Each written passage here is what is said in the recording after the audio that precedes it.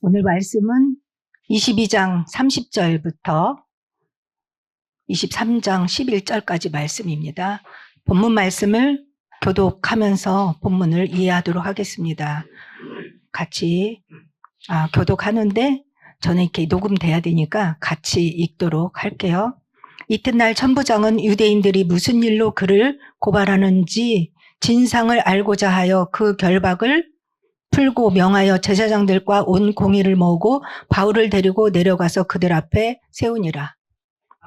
공의를 주목하여 이르되 여러분 형제들아 오늘까지 나는 범사의 양심을 따라 하나님을 섬겨노라 하거늘.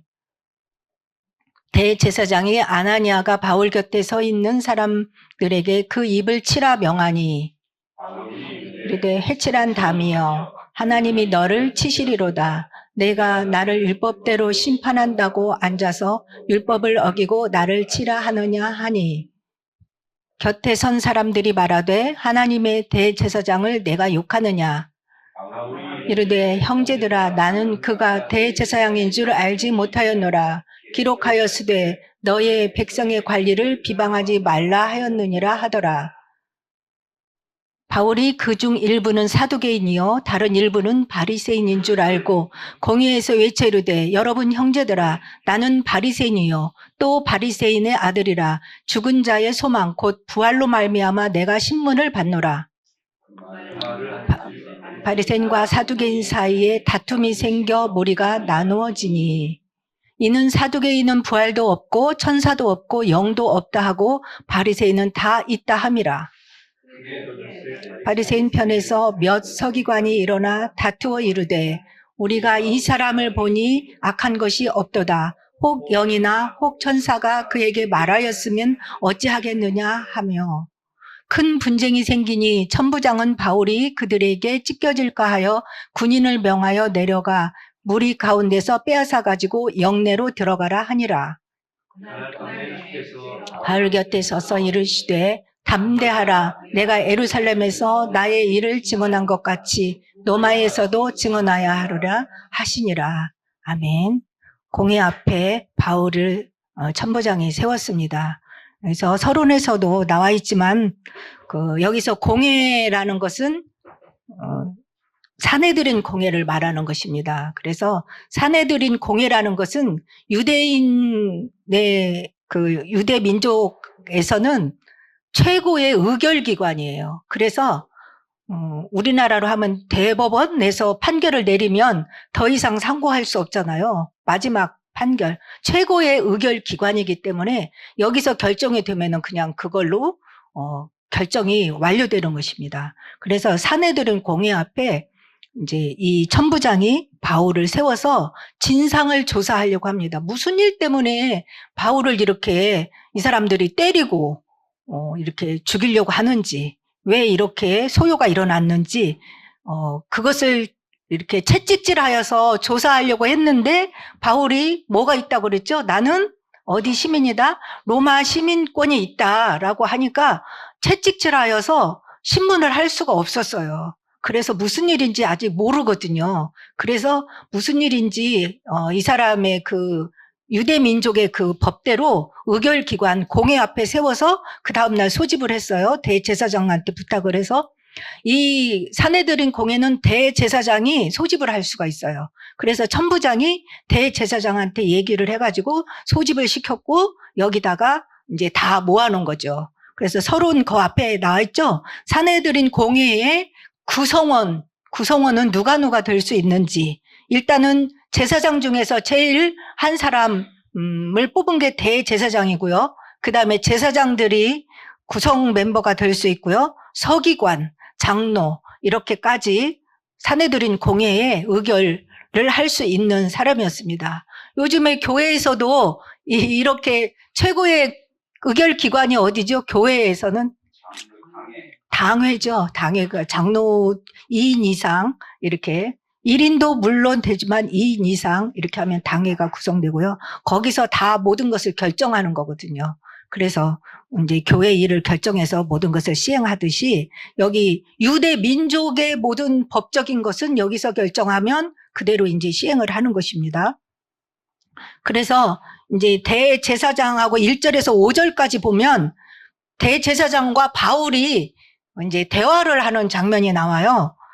볼까요? 이튿날 이제 그 안토니아 성에서 있다가 그 천부장이 바울을 데리고 나왔잖아요. 공회 앞에. 그러니까 그 이튿날 천부장은 유대인들이 무슨 일로 그를 고발하는지 진상을 알고자 하여 그 결박을 풀고 명하여 제사장들과 온 공회를 모으고 바울을 데리고 내려가서 그들 앞에 세우니라. 이게 이제 서론이었고요.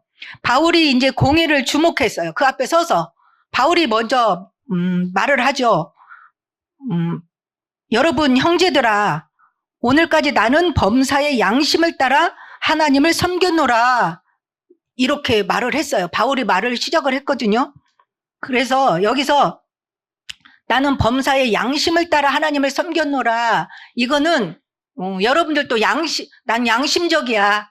양심적으로 했어. 라고 말할 때 대부분은 우리가 그냥 일상생활에서 말하는 양심적이라는 말은 뭐냐면 그 도덕적인 양심.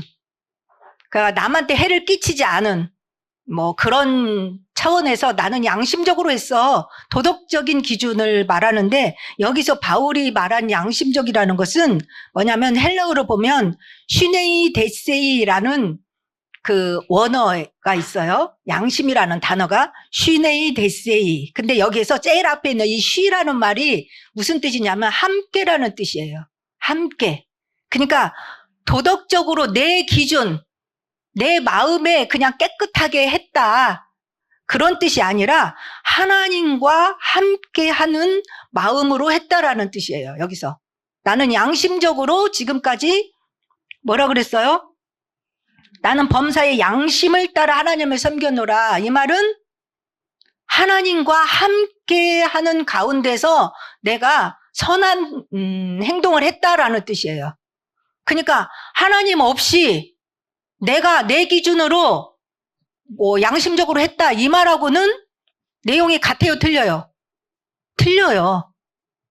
그냥 내가 노력을 해서 그냥 깨끗한 마음으로 했다 하고 하나님 앞에서 깨끗한 마음으로 했다는 것은 틀리거든요. 그러니까 결국은 하나님 앞에서 하나님 말씀을 따라서 내가 그렇게 하나님을 지금까지 섬겨왔다라고 이렇게 하니까 지금 대제사장은 이 말이 너무 거슬렸어요. 왜냐하면 바울은 지금 이 사람들이 볼 때는 뭐예요? 없이 하자. 이 사람은 살려둘 사람이 못 돼라고 하면서 지금 때렸잖아요.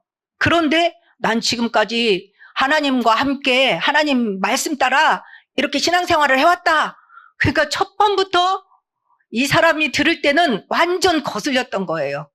그러니까 2절 말씀이니까 대화가 돼요. 5절까지는 대제사장 아나니아, 대제사장 이름이 아나니아라고 나와 있어요. 아나니아라는 이름은 많이 들었죠. 다른 데서도. 어디서 들었어요? 아나니아. 생각나는 거. 그렇죠. 만나러 갔죠. 다메섹 도상에서 예수님을 만났을 때에 빛이 강하게 바울에게 비치니까 눈이 안 보였는데 누구를 만나게 해서 기도를 받고 눈이 보였죠? 아나니아. 다메섹에 아나니아라는 제자가 있어서 아나니아와 바울을 하나님이 사울을 만나게 해서 기도를 받고 눈이 보이게끔 이렇게 됐어요. 거기서 아나니아가 있었고요. 그 다음에 부부끼리 거짓말한 사람 중에 있어요. 그렇죠? 아나니아와 삽비라. 잘 알죠? 그래서 이름이 너무 지금 아나니아라는 사람이 많아요. 우리나라에서도 굉장히 많이 있는 흔한 이름이 있죠. 그렇죠? 영자. 그 영자 씨가 들으시면 기분이 별로 안 좋으실 텐데 영자, 순자, 경자. 옛날에는 우리 시대에는 자자 돌림이 많았어요. 그래서 그런 이름이 반복적으로 많이 있듯이 아나니아는 그 지역에서 그 시대에 흔한 이름이었던 것 같아요. 근데 여기 지금 대제사장의 이름도 아나니아인데 대제사장이 제일 윗사람이잖아요. 이 회의를 진행하는데 바울의 말을 그 말을 딱 듣고 대제사장이 뭐라고 그랬어요? 바울 곁에 서 있는 사람에게 자기가 지금 멀리 떨어졌잖아요. 그러니까 바울 옆에 있는 사람, 그 사람 입 좀 쳐버려라 그랬어요. 그게 굉장히 지금 거슬린다. 말도 되지도 않는 소리를 한다. 입을 지금 치라고 이렇게 했어요. 그러니까 바울이 또 어땠어요? 핑퐁 게임이에요, 지금. 주거니 받거니. 바울도 여기서는 지금 가만히 있지 않습니다. 3절 말씀에 보면 바울이 이르되 회칠한다며 하나님이 너를 치겠다. 이렇게 바로 이제 말을 이렇게 받아서 했습니다. 그러면서 덧붙였네 뭐냐면 네가 나를 율법대로 지금 심판한다고 하면서 율법을 어기고 나를 치라 하느냐 이렇게 딱 말을 했어요. 근데 여기서 회칠한다며 라는 말은 예수님의 사역 속에서도 많이 가끔 했어요. 뭐라고 했죠? 담이라고 안 했거든요. 예수님은 회칠한 뭐라고 그랬죠? 회칠한 무덤이여 이랬어요. 바리새인과 사두개인 이런 사람들한테 회칠한 무덤이여 라는 것은 뭐냐면 회칠한다는 것은 뭐냐면 어떤 그 석회 같은 거를 칠하는 거예요. 그래서 회칠한 무덤이여 그런 말은 예수님은 무덤이라고 했는데 무덤을 이렇게 그 사람들은 이렇게 땅에다가 이렇게 했다고 하더라고요. 동굴에다도 했지만 땅에다 이렇게 묻으면 거기가 시체가 있는지 없는지 모르면 밟을 수 있잖아요. 그래서 표시를 내려고 이렇게 칠을 해냈다고 하더라고요. 이게 칠을 해놓으면 거기는 이게 봉분이 없는 거죠.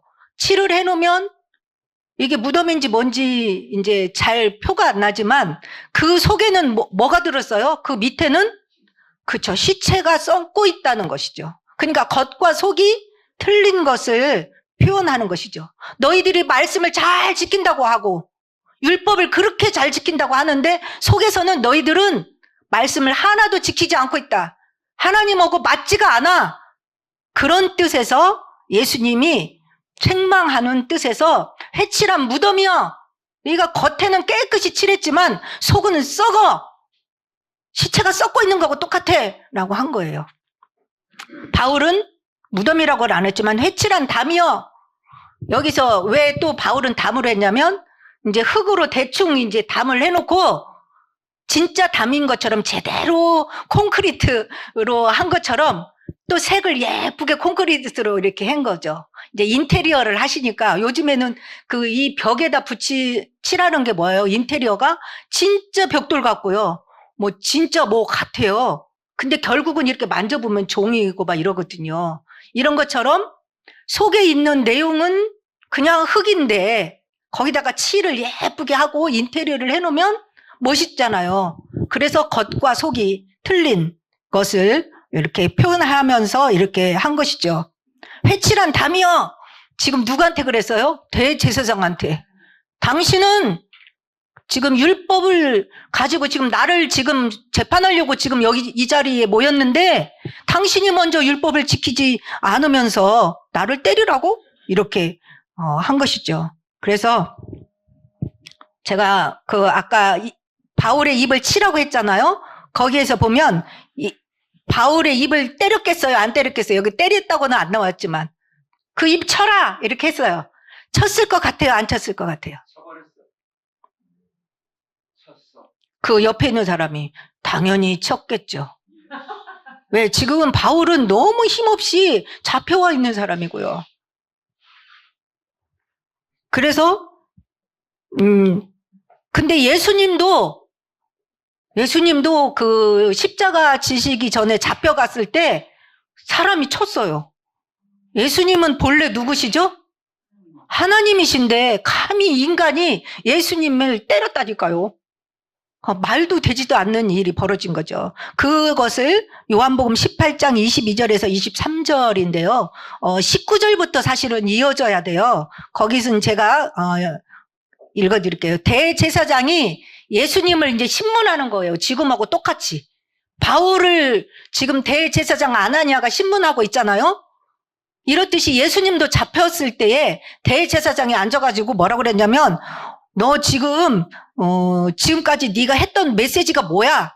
이렇게 하면서 제자들과 그의 교훈에 대하여서 물었어요. 그러니까 예수님이 나는 숨어서 말하지 않았어. 공개적으로 다 했으니까 나한테 다시 묻지 말고 내가 했던 말을 들은 사람들한테 가서 물어봐. 그러면 그 사람들이 다 그걸 들었으니까 그 사람들이 대답을 해줄 거야. 이렇게 하니까 대답을 그 자리에서 안 해주니까 약간 기분 나쁘죠? 그러니까 옆에 있는 사람이 예수님을 때린 거예요. 그래서 저거 볼까요? 22절 한번 읽어봅시다. 시작. 이 말씀을 하심에 곁에 섰던 아랫사람 하나가 손으로 예수를 쳐 이르되 내가 대제사장에게 이같이 대답하느냐 하니 23절 해줘야죠.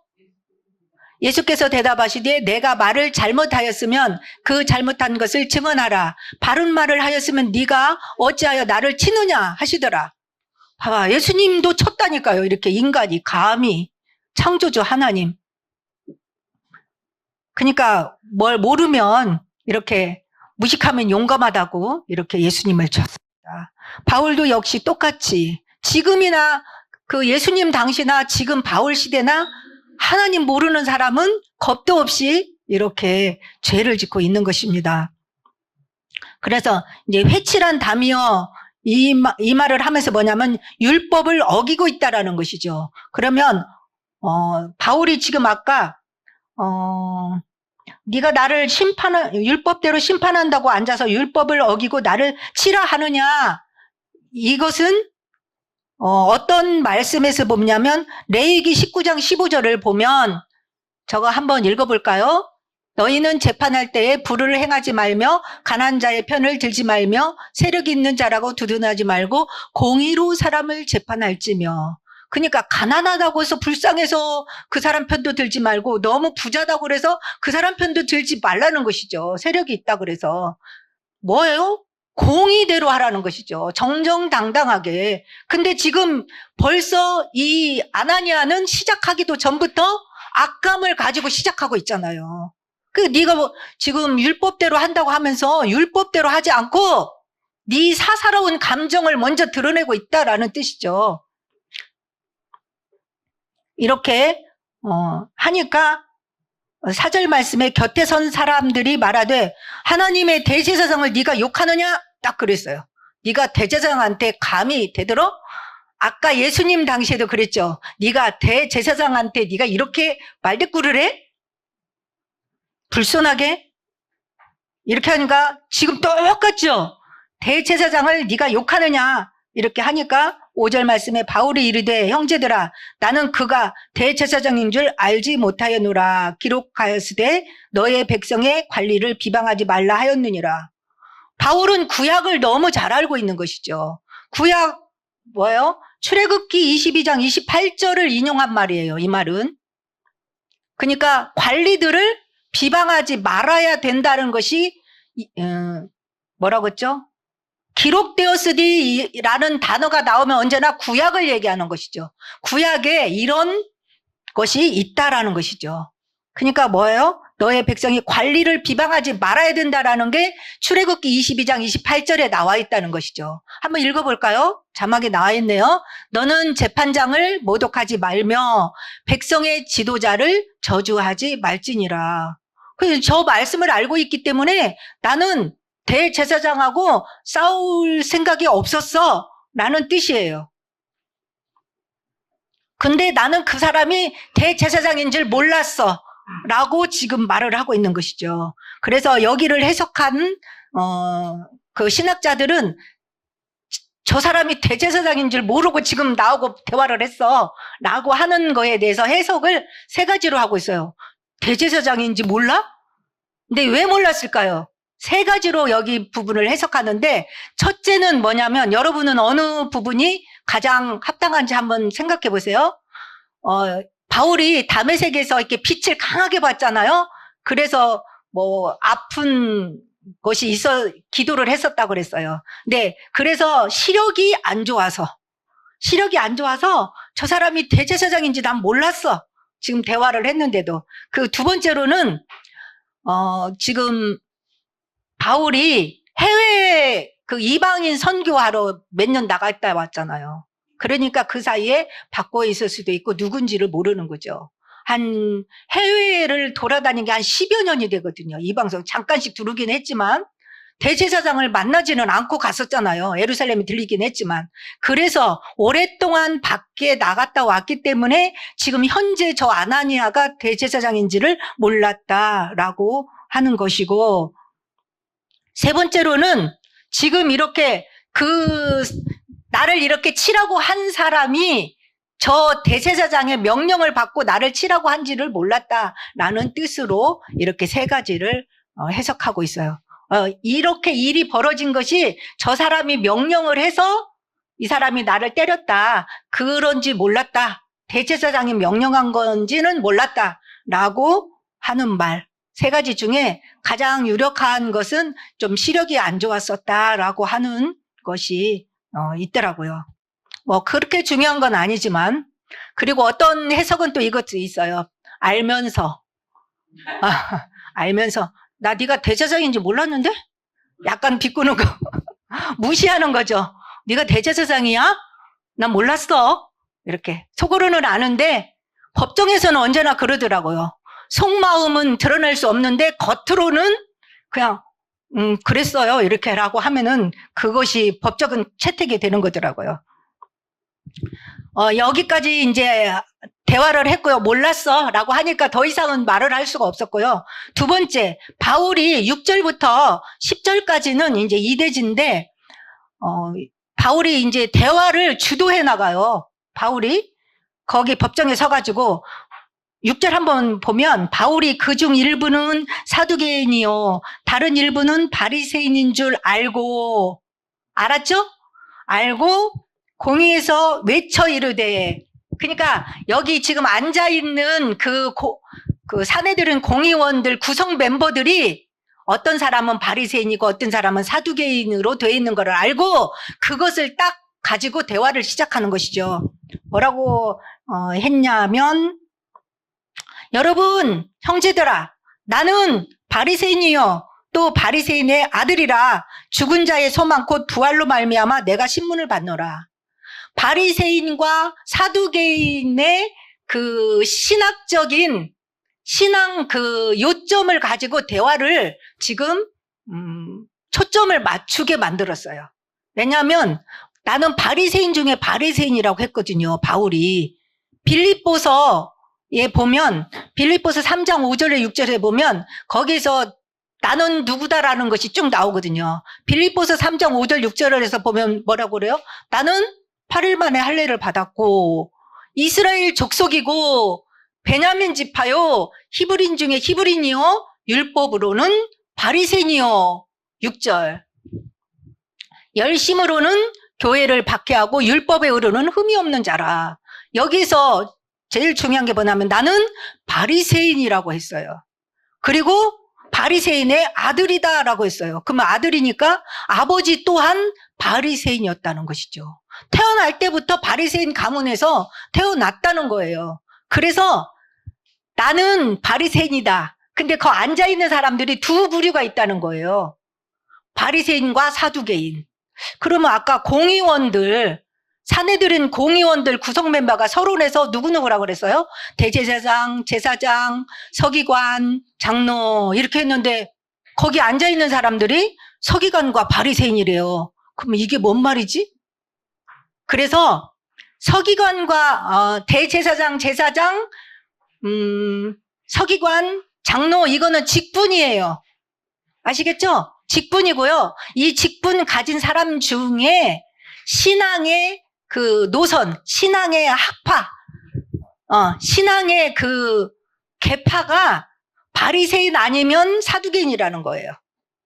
그러니까 여기에서 보면 사두개인은 대부분은 사독의 그 후손 중에서 이 대제사장을 뽑거든요.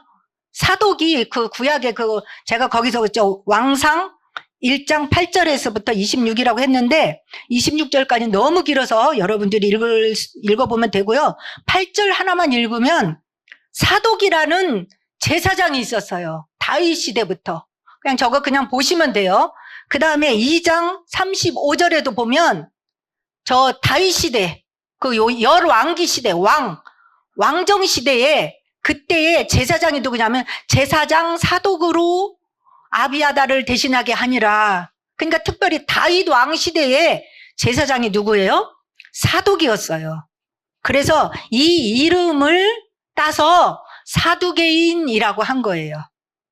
그러니까 아까 이 대제사장은 이 사두개인 지파에서 사두개인한테서 나오는 거예요. 대제사장은. 그러니까 이 사내들인 공의의 권력은 사두개인과 바리새인 중에서 어느 쪽이 더 권력이 좀 더 많을 것 같아요? 사두개인이죠. 왜냐하면 대제사장이 이 사두개인 지파에서 뽑히거든요. 그러면 제사장들은 사두개인 파도 있고 바리새 파도 있어요. 그 다음에 서기관은 대부분은 사두개파에서 나오는 게 아니라 바리새인 파에서 나와요. 왜냐하면 제가 그 이대지의 3번에 서기관 나왔죠. 서기관은 어떤 일을 하는 사람이냐면 바벨론 포로 생활할 때에 성경을 필사하던 직분이에요. 성경을 적었단 말이죠. 그러니까 이 사람들은 굉장히 경건 생활을 한 사람들이에요. 바리새인들은 경건한 생활이 특징이에요. 그래서 이 서기관은 사두개파일 것 같아요? 바리새파일 것 같아요? 바리새파인 거죠. 대제사장은 사두개파에서 나오는 거예요. 그래서 특징이 뭐냐면 사두개인은 거기 나오는데 6절 말씀에 보니까 7절 바리새인이다 이렇게 말을 하니까 두 파가 탁 갈라져 버린 거예요. 그 말을 하는 순간 나는 바리새파야 바리새인이야 라고 하니까 거기에 앉아있던 두 파 중에 뭐예요? 바리새파가 바울하고 동질감을 딱 느낀 거죠. 바울하고 같은 파, 바리새인은 바울하고 같은 편이 돼버린 거예요. 그 다음에 사두개인이 들을 때는 바리새파야 너? 그러면 완전히 반대파가 된 거예요. 사두개인은. 그래서 두 파가 거기서 딱 나눠져 버린 거예요. 그 말을 하는 순간. 그래서 7절 말씀에 바리새인과 사두개인 사이에 다툼이 생겨 무리가 나누어지니 그랬어요. 나는 바리새인이다. 바리새인의 아들이다. 이런 이 사람은 뼛속부터 바리새인이네. 그러니까 거기에 앉아있던 두 파 중에 바리새파하고 사두개파가 완전히 그냥 나눠져 버린 거예요. 그리고 다툼이 일어난 거예요. 그래서 이제는 싸움이 바울하고 개인적으로 붙은 게 아니라 바리새파와 사두개파의 싸움으로 이 싸움이 바뀌어버린 거예요. 근데 바울이 아까 그것을 알고 그랬어요. 거기에 앉아있는 사람들이 그렇다는 것을 알고 왜? 옛날에 바울도 사내들인 공의원이었거든요. 그러니까 여기가 어떻게 돌아가는지를 아는 거예요. 그래서 싸움이 딱 그렇게 바울 개인의 싸움이 아니라 두 계파 간의 싸움으로 바뀌어진 것이죠. 근데 특징이 뭐냐면 8절 말씀 한번 볼까요? 이는 사두개인은 굉장히 달라요. 특징이 뭐냐면 사두개인은 부활도 없고 천사도 없고 영도 없다 하고 바리새인은 이 세 가지가 다 있다라고 생각하는 거예요. 그러니까 사두개파하고 바리새파는 완전히 틀린 거예요. 영적으로. 사두개인은 부활도 없어. 천사도 없어. 영도 없어. 그러니까 뭐예요? 이 사람들은 영적인 사람들이 아니고요. 뭐예요? 현실적인 사람이에요. 보이는, 눈에 보이는 거. 현세적인 사람. 그래서 이 사람들은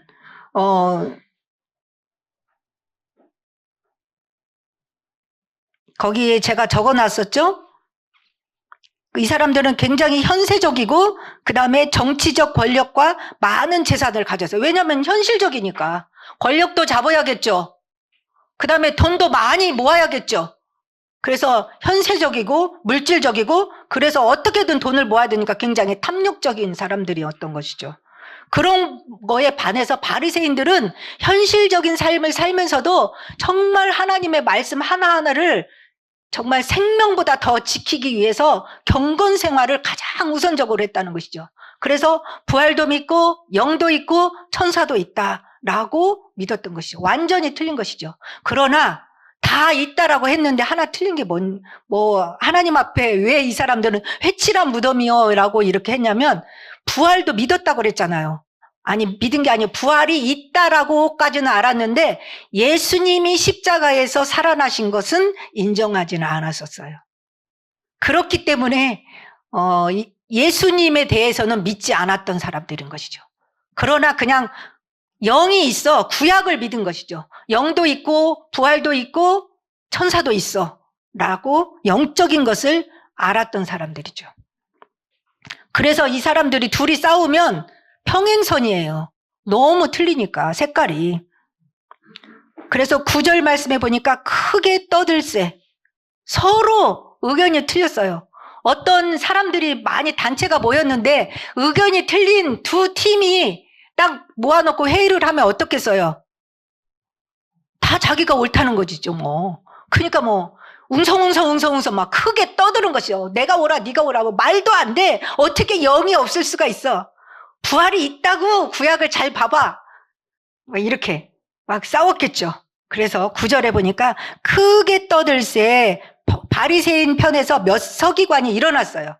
딱 일어나가지고 일어나 서로 다투어 이르되, 여기 보니까 제가 TV에서 맨날 보는 어디가 생각났어요. 국회가 생각났어요.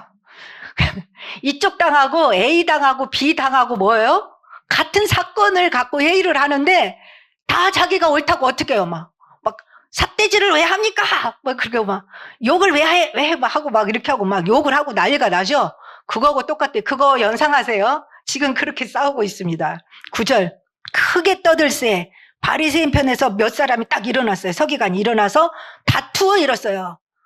막 이제 막 그냥 정상적인 목소리로 한 게 아니죠. 다투어 이르되 우리가 이 사람을 보니 악한 것이 없도다. 혹 영이나 혹 천사가 그에게 말하였으면 어찌하겠느냐. 이렇게 하는 것이죠. 뭐가요? 바울이 다메섹에서 부활하신 주님을 만났다는 것을 간증했었잖아요. 지난주에. 그거 진짜 부활하신 주님이 말했으면 어떻게 할 거야? 천사가 하나님이 천사를 보내갖고 그렇게 바울에게 빛이 쫙 비춰갖고 넘어져갖고 안 보였는데 아나니아가 와서 기도하니까 보였대잖아. 천사를 보내서 하나님 그렇게 할 수 있잖아. 혹시 그렇게 했으면 어쩔 거야 지금. 이렇게 말을 하는 거지. 왜? 이 사람들은 믿으니까. 영적인 것은. 그렇게 말을 하니까 10절 말씀에 뭐예요? 큰 분쟁이 생기니. 그냥 분쟁이 그냥 일어난 게 아니죠. 막 이쪽 팀하고 이쪽 팀하고 큰 분쟁이 생겼어요. 그래서 이제 막 삿대질하고 이제 우리 국회 같은 막 욕도 하고 막 이렇게 생명 걸고 이제 자기 의견을 주장하는 것이죠. 그래가지고 이제 바울은 샌드위치가 됐어요. 가만히 있는 거죠. 양쪽에서 막 말을 하고 싸우니까. 그래서 이제 막 너무나 격분하면 어때요? 그 야구장이나 축구장에서 격분한 그 관중들 어때요? 아니요. 막 그 사람들 어때요? 막 나중에 법적으로 다 처리가 되는데도 그것도 뭐 생각 안 하고 막 던지고 운동장 나와가지고 때리고 주먹질하고 막 이러잖아요. 그러니까 이거 물불을 안 가리는 거예요, 이제. 그래서 어때요? 천부장이 여기서 개입을 했어요. 천부장이 개입을 할 수밖에 없는 상황이 온 것 같아요. 그러니까 천부장이 어떻게 했어요? 천부장은 바울이 그들에게 어떻게 할까봐? 찢겨질까 하여. 표현 봐봐요. 금방 진짜 막 맹수처럼 변했나 봐요. 그냥 찢을 것 같아요. 막 때리고 폭행할 것 같은 거예요. 지금 막 소동이 일어난 것이죠. 천부장이 딱 봤을 때 이 사람 군인인데 웬만하면 안 놀랬겠죠. 군인이 봤을 때 찢겨질 것 같은 거예요. 그래서 바울이 찢겨질까 하여 그 밑에 사람들을 명령해가지고 저 사람 빨리 데리고 갖고 빼앗아. 무리 가운데서 빼앗아. 딱 해갖고 영내로 들어가라. 저 영내가 어딜까요? 복습이죠? 네? 그쵸? 네? 영내가 어디죠? 아니죠. 성전 북서쪽에 이 천부장이 거처하는 곳이 있어요. 감시하는 곳이 있었다 그죠? 그렇죠. 잘 알았어요. 이미 맞춘 사람이 있습니다. 딩동댕 안토니아 요새라고 했어요. 그래서 일로 빨리 데리고 들어가라. 지난번에 메시지에서 너 천부장이 어떻게 했어요? 소요가 일어나고 막 때리고 있을 때 누가 딱 왔어요? 급히 천부장하고 백부장하고 이렇게 막 와가지고 이 사람들을 보니까 이 사람들의 얼굴을 보고 군중들이 바울 때리기를 그치니라 이렇게 했었잖아요. 그러니까 여러분들이 한번 해석을 해봐요. 여기에서 천부장은 지금 누가 보낸 것 같아요? 이 사람의 손길을? 지금 천부장이 제재하지 않으면 바울은 지금 찢겨지는 거예요. 이 상황인 거예요. 누가요? 하나님이 이 사람을 사용하고 있는 것이죠. 바울을 하나님이 천부장을 통해서 보호하고 있는 것이고요.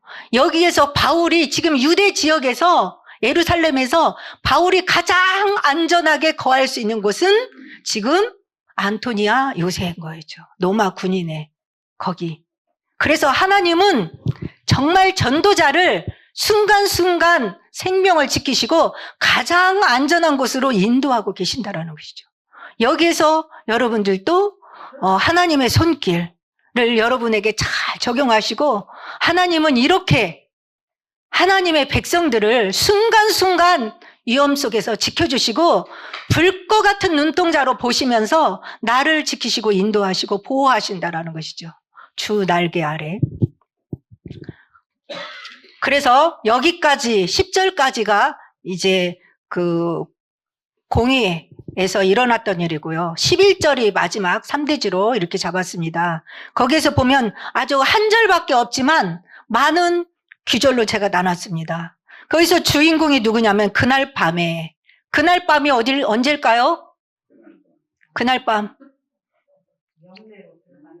그죠? 오늘 전체의 내용이 있었던 이날. 지금 아침부터 했겠죠? 공의에서 이런 일이 있었고 그래서 마지막 아까 스토리까지 막 두 파가 싸워서 바리새인과 사두개인이 싸워가지고 바울이 거기가 서 있으면 그냥 죽을 것 같아. 찢겨질 것 같아. 그러니까 천부장이 빨리 그 성으로 영내로 데리고 들어가라. 이런 소요가 일어난 사내들인 공회에 섰던 바울의 그 모습. 그래서 그날 저녁 때 딱 들어가서 이제 바울이 있었겠죠. 근데 있을 때 뭐가 생각나겠어? 그날 있었던 일이 다 생각났겠죠. 앞으로 내가 어떻게 해야 될까 생각하면서 기도하고 있었겠죠. 그때에 주님은 바울 곁에 오셨습니다. 여기서 주님은 이렇게 언제나 살아서 우리 옆에 계시면서 말씀하고 계시고 우리를 세밀히 인도하고 계신다라는 것이죠. 이 11절이 오늘 메시지에서 가장 중요한 주님이 우리에게 주시는 응답이고 메시지이고 위로인 것 같습니다. 그날 밤에 바울에게 많은 생각이 들었겠죠. 주님이 바울 곁에 오셨어요. 서서 그 다음에 뭐 했어요? 이르시되 말씀하셨어요. 바울은 이렇게 위기 때마다 하나님이 예수님이 옆에 오셔서 말씀을 주신 게 너무나 많아요. 그래서 신기하지도 않아요. 옛날에 16장에서 생각해보면 그 빌립보 감옥에 갇혔을 때도 어때요? 찬송을 막 했죠. 매 맞고 감옥에서 했을 때 어때요? 감옥 문을 열어주셨죠. 그 다음에 또 마게도냐로 갈 수 있도록 거기에서 손짓하면서 마게도냐를 건너가서 복음을 전하라고 이렇게 해주셨고 고린도에서도 거기에서도 주님이 너는 잠잠하지 말아라. 이 성에 내 백성이 많다. 이렇게 하면서 복음을 증거할 수 있도록 이렇게 하나님은 바울 곁에 오셔서 늘 이렇게 말씀해 주셨습니다. 이때도 역시 바울은 굉장히 마음이 착잡했었을 것 같아요. 노마도 가긴 가야 되는데 이렇게 붙잡혀서 내가 갈 수 있을까 노마를 이렇게 생각하고 있었겠죠. 그때 계시면서 뭐라고 그랬어요? 바울에게 담대하라. 담대하라. 그러니까 담대하라는 말은 왜 하셨을 것 같아요? 그죠. 두려워하고 낙심될 일이 오늘 있었잖아요. 그러니까 바울아 낙심하지 마. 이런 일 가지고 네 마음 흔들리지 마. 내가 너와 함께 있잖아. 그러니까 담대하게 생각을 해. 그러면서 뭐라냐면 네가 오늘 이렇게 예루살렘에서 나의 일을 증언한 것 같이 노마에서도 증언하여야 하리라. 이렇게 말씀을 주셨습니다. 그래서 로마에서도 이렇게 증언하여야 하리라 라고 한 것은 바울이 로마를 가려고 마음을 먹었던 귀절이 어디예요? 로마서 19장 21절이죠. 제일 먼저 내가 로마도 가야 되겠다라고 마음 먹은 것이 로마서 19장 21절이에요. 로마서 19장 21절 잘 알지만 한번 찾아보겠습니다. 로마서 19장 그렇죠. 죄송합니다. 사도행전 19장 21절. 그래서 저기서 안 틀고 있네요. 같이 읽어볼까요? 시작.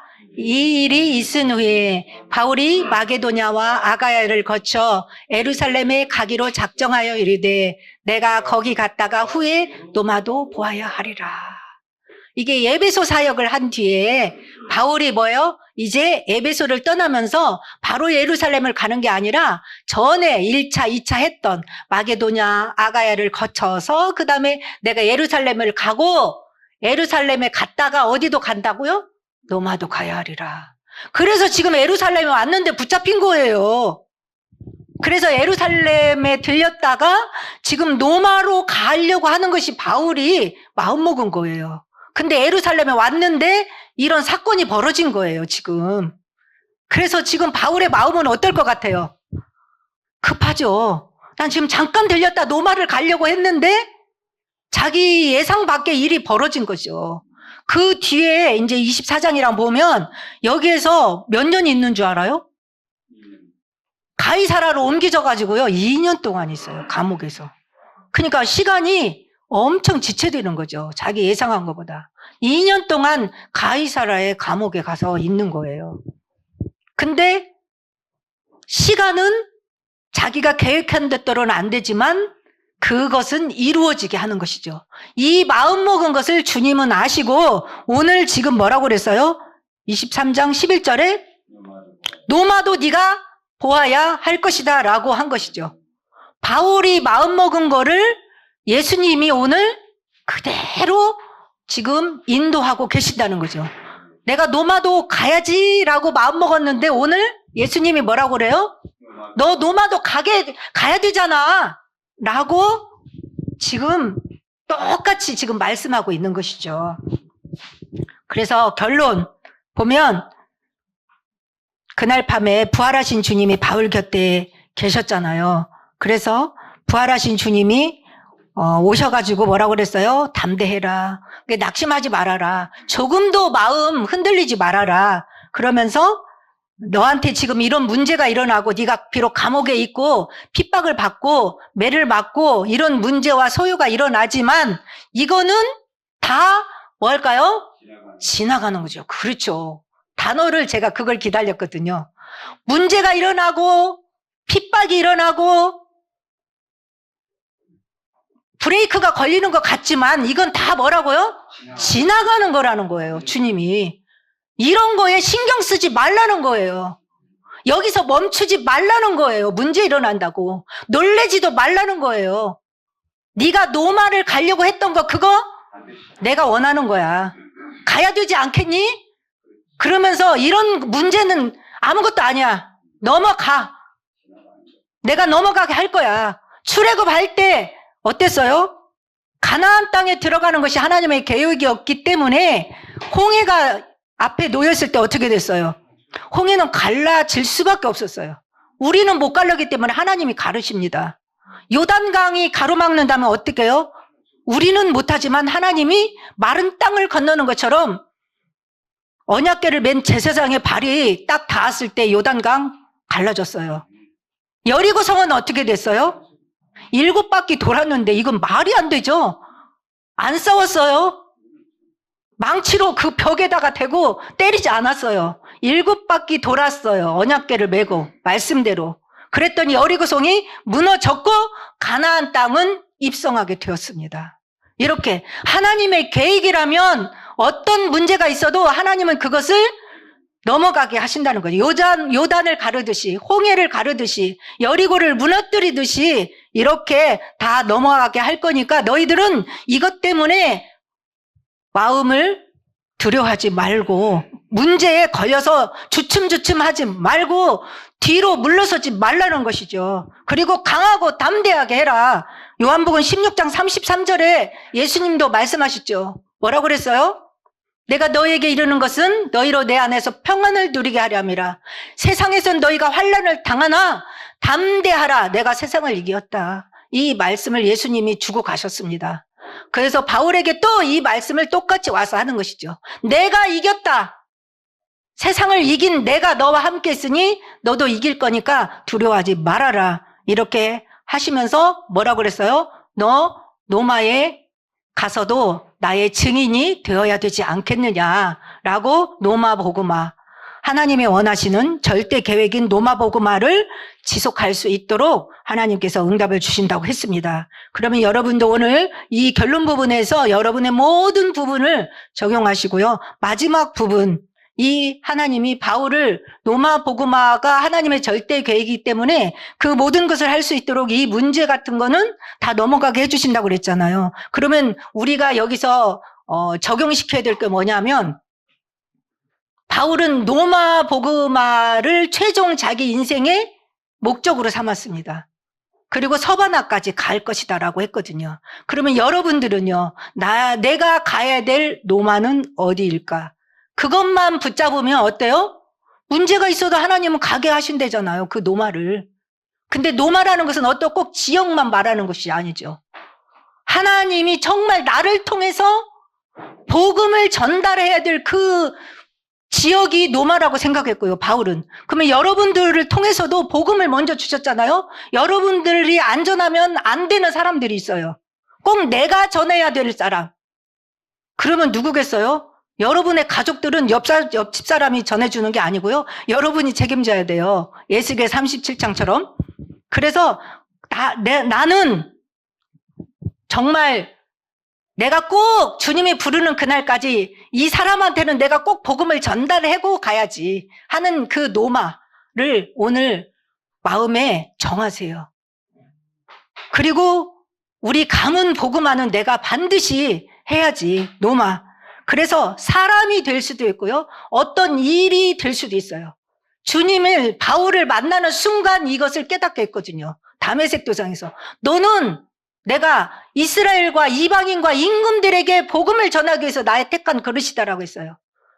주님이 여러분 안에 오셨을 때 벌써 마음과 생각 속에 복음을 받는 순간 사명도 같이 동전 앞뒷면으로 우리 마음속에서 싹 트게 만들거든요.